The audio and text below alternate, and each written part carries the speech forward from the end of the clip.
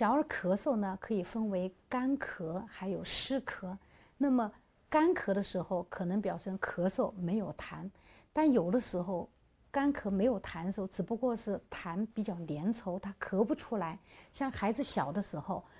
小孩子他不会把痰咳出来，你觉得没有痰。所以在这个时候呢，干咳没有痰的时候，如果咳嗽不严重，我们一般也不建议的话就完全正咳。如果不影响到睡眠，不影响到生活的时候，咳嗽的话，它是人体一个正常的反应，它通过咳嗽把病毒、细菌、痰涎可以排出来，这个时候不需要正咳。当疾病恢复了以后，它自然咳嗽会消失了啊。这个时候我们去注意的话，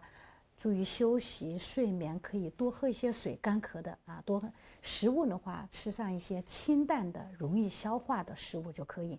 避免吃一些辛辣的、刺激的食物。